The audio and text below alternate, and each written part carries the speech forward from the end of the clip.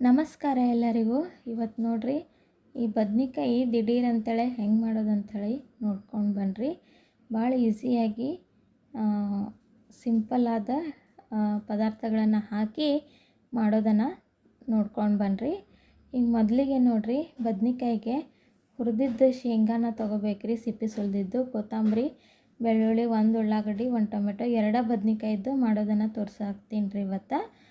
ಈಗ ನೋಡ್ರಿ 1 ಟೊಮೆಟೊನ ಹೆಚ್ಕೋಬೇಕು ಸಣ್ಣಂಗೆ, 1 ಉಳ್ಳಾಗಡ್ಡಿನ ಹೆಚ್ಕೋಬೇಕ್ರಿ. ಹೆಚ್ಕೊಂಡು ಈಗ ಬದ್ನಿಕಾಯಿ ಹೆಂಗೆ ಮಾಡೋದಂತೇಳಿ ನೋಡ್ಕೊಂಡು ಬನ್ನಿರಿ.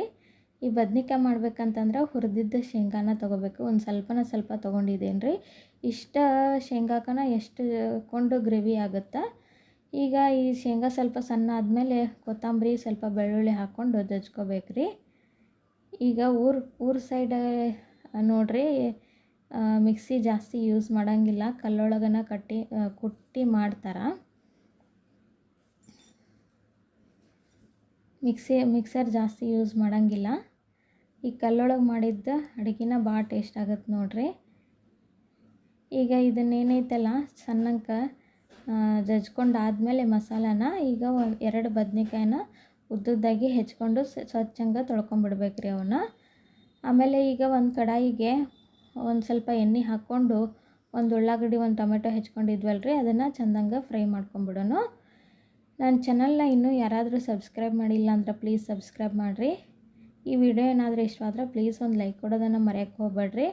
ಈಗೇನು ಮಸಾಲೆ ಜಜ್ಕೊಂಡಿದ್ವಲ್ರಿ ಕಲ್ಲೊಳಗೆ, ಆ ಮಸಾಲೆನ ಇದ್ರೊಳಗೆ ಹಾಕ್ಕೊಂಡ್ಬಿಡ್ಬೇಕು. ಮತ್ತು ಅದನ್ನು ಹಂಗೆ ಬಿಡೋಕ್ಕೆ ಹೋಗ್ಬಾರ್ದು. ಕಲ್ಲು ಅದು ನೀರನ್ನು ಯೂಸ್ ಮಾಡ್ಕೋಬೇಕು, ಸ್ವಚ್ಛಂಗೆ ತೊಳೆದು. ಅದ್ರೊಳಗನ ಟೇಸ್ಟ್ ಜಾಸ್ತಿ ಆಗುತ್ತೆ. ಈಗ 1 ಸ್ಪೂನು ಖಾರದ ಪುಡಿ, ಅಚ್ಚ ಖಾರದ ಪುಡಿ, ರುಚಿಗೆ ತಕ್ಕಷ್ಟು ಉಪ್ಪು, 1 ಸ್ಪೂನ್ದಷ್ಟು ಗರಂ ಮಸಾಲ ಪೌಡ್ರು, 1 ಸ್ಪೂನು ಅರಿಶಿಣದ ಪುಡಿ, ಒಂದು ಸ್ವಲ್ಪ ಬೆಲ್ಲ ಹಾಕ್ಕೊಂಡು ಅದನ್ನು ಚೆನ್ನಾಗಿ ಕಲಿಸ್ಕೊಂಡು ಈಗೇನು ಇದನ್ನು ಕಲ್ಲು ತೊಳ್ಕೊಂಡಿರ್ತೀವಲ್ರಿ ಆ ನೀರನ್ನು ಇದ್ರೊಳಗೆ ಹಾಕಿ ಚೆಂದಂಗೆ ಈ ಮಸಾಲಾನ ಕುದಿಸ್ಕೊಂಡ್ಬಿಡ್ಬೇಕ್ರಿ. ಈಗ ಬದ್ನಿಕಾಯಿನ ಹೆಚ್ಕೊಂಡು ಇಟ್ಕೊಂಡಿರ್ತೀವಲ್ಲ ಆ ಬದ್ನಿಕಾಯಿನೂ ಇದ್ರೊಳಗೆ ಹಾಕಿ ಚೆಂದಂಗೆ ಕುದಿಸ್ಕೊಂಡ್ವಿ ಅಂತಂದ್ರೆ ಬದ್ನಿಕಾಯಿ ಪಲ್ಯ ರೆಡಿ ಆಗಿಬಿಡುತ್ತೆ. ದಿಢೀರ್ ಅಂತೇಳಿ ಮಾಡ್ಕೊಂಬಿಡ್ಬೋದು. ಮಿಕ್ಸರ್ ಒಳಗೆ ಬರೀ ಏನಿಲ್ಲ ರೀ, ಶೇಂಗಾ, ಕೊತ್ತಂಬರಿ, ಬೆಳ್ಳುಳ್ಳಿ ಇಷ್ಟು ಹಾಕ್ಕೊಂಡು ಮಿಕ್ಸರ್ ಮಾಡ್ಕೊಂಡ್ರೂ ಬರುತ್ತೆ. ಈಗ ನೋಡಿರಿ ಬದ್ನಿಕಾಯಿ ಚೆಂದಂಗೆ ಕುದೀತಂದ್ರೆ ರೆಡಿ ಆಯ್ತು ನೋಡಿರಿ ಬದ್ನಿಕಾಯಿ ಪಲ್ಯ. ಇದು ಜೋಳದ ರೊಟ್ಟಿ ಜೊತೆ, ಚಪಾತಿ ಜೊತೆ, ವೈಟ್ ರೈಸ್ ಜೊತೆನೂ ಸೂಪರಾಗಿರುತ್ತೆ ನೋಡಿರಿ. ಒಂದು ಸರಿ ಟ್ರೈ ಮಾಡಿರಿ. ಈ ಥರ 2 ಬದ್ನಿಕಾಯಿದ್ದು ಮಾಡಿರೋದಿದು. ನೀವು ಬದ್ನಿಕಾಯಿ ಎಷ್ಟು ತೊಗೋತೀರಿ ನೋಡಿರಿ ಅಷ್ಟು ಕ್ವಾಂಟಿಟಿ ಮೇಲೆ ಮಸಾಲೆಗಳನ್ನು ಹಾಕ್ಕೊಡ್ರಿ. ನಮಸ್ಕಾರ.